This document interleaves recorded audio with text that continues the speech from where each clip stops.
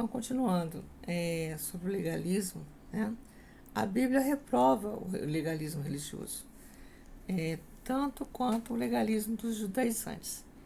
Então, durante o ministério do Senhor Jesus, condenou o legalismo dos fariseus, revelando que eles colocavam fardos pesados sobre os ombros dos homens que nem mesmo eles suportavam.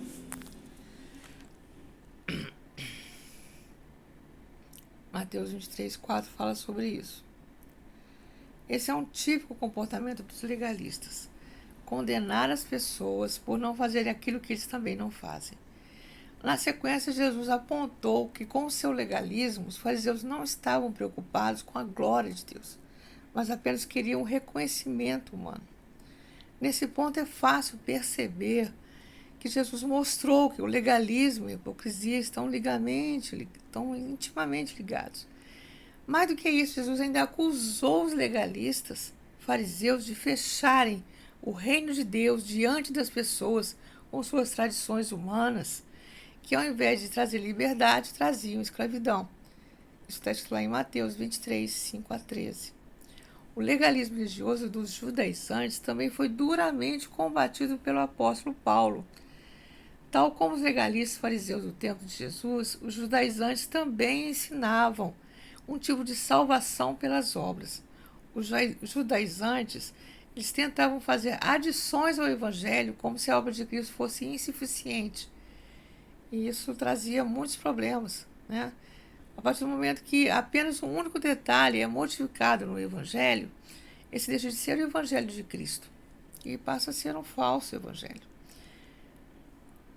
O perigo do legalismo religioso, ele apresenta para o crente algo muito sério, uma vez que ele perverte o significado do que é ser obediente ao Senhor e nega a doutrina da salvação pela graça. Sim, a Bíblia ensina que os cristãos devem viver sempre de acordo com a vontade de Deus revelada.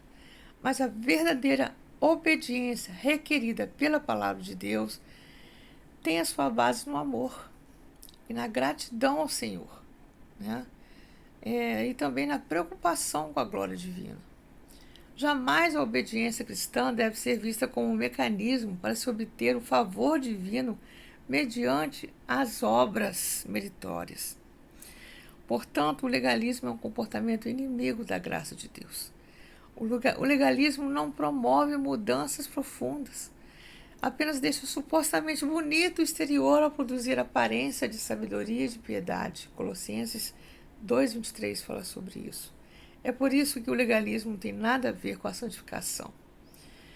Por mais perigoso que o legalismo religioso possa ser, ele jamais será capaz de gerar relacionamento e comunhão com o Senhor ou comprar o favor divino.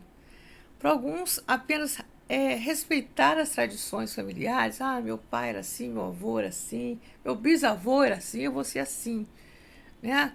Então, até respeitar as tradições da igreja, eles acham que isso garantem a espiritualidade deles. É um engano, né? Faz parte da vida de um cristão exercitar a vigilância naquilo que ele faz e consome.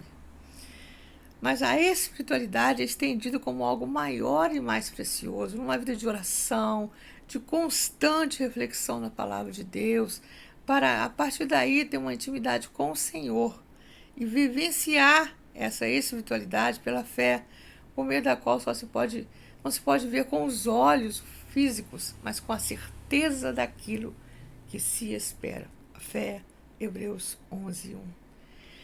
Então, como é o legalismo? Para ilustrar mais ainda, Sproul descreve 3 formas de legalismo. A primeira, concentrar-se mais nas leis de Deus do que no relacionamento com Deus. O legalismo se forma onde está a preocupação meramente com a guarda da lei de Deus como um fim em si mesmo. Sproul aponta que o legalismo divorcia a obediência do amor e redenção de Deus. O legalista se concentra apenas em obedecer às regras simples, destruindo o contexto mais amplo do amor e redenção de Deus, no qual ele deu a sua lei em primeiro lugar. A segunda coisa que Sproul fala é guardar as leis externas sem um coração verdadeiramente submisso. Intimamente ligado ao primeiro, Sproul diz que o legalismo obedece às coisas externas, enquanto o seu coração está longe de qualquer desejo de honrar a Deus, a intenção de sua lei ou de seu Cristo. O legalismo separa a obediência de nosso relacionamento com Deus. A terceira, acrescenta, né, regras humanas às leis divinas e trata-as como divinas. O que Sproul chama de a forma mais comum e mortal do legalismo é quando adicionamos nossas próprias regras à lei de Deus e a tratamos como divinas. A palavra de Deus, né? Nós não temos o direito de acumular restrições sobre as pessoas onde ele não tem nenhuma restrição declarada. A obediência a Deus sem o legalismo. Às vezes o legalismo é aplicado a cristãos que honestamente tentam obedecer os mandamentos de Deus. A graça significa que não podemos nos importar com as ações. Efésios, logo depois de dizer que somos salvos não pelas obras, para que ninguém se glorie, continua nos lembrando: somos obra das mãos de Deus, criados em Jesus Cristo, para fazer as boas obras, as quais Deus de antemão preparou para nós fazermos. Efésios 2,6. Nossas obras nunca vão nos salvar. Mas a Bíblia Sagrada nos diz que Deus preparou as boas obras para o seu povo realizar. Nós temos que obedecer a Deus em amor. Millard J. Erickson vai tão longe ao dizer na teologia cristã que desconsiderar os mandamentos revelados de Deus em nome de não ser um legalista é um abuso da liberdade cristã. Ele nos lembra que João 14,15, onde Jesus diz: se me amais, guardais os meus mandamentos. E em João 15,14, vós sereis meus amigos se fizerdes o que eu vos mando. Ele continua, portanto, né, dizendo assim: devemos procurar guiar nossas vidas por esses preceitos. Tal comportamento não é legalismo. O legalismo é um seguir servil da lei da crença de que assim se ganha mérito. A graça nos é dada gratuitamente quando temos fé no sacrifício redentor de Cristo em nosso favor.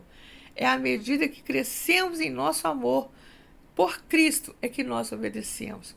Obedecemos a Deus não para ganhar a nossa salvação, mas por causa da nossa fé relacional em Cristo e nosso amor para com Ele.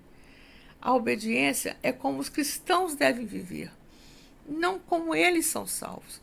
Como Lutero explica, nós admitimos que também devemos ensinar sobre boas obras e sobre o amor, mas nós só ensinamos isso no momento e lugar apropriados, quando a questão trata de como devemos viver, não de como somos justificados.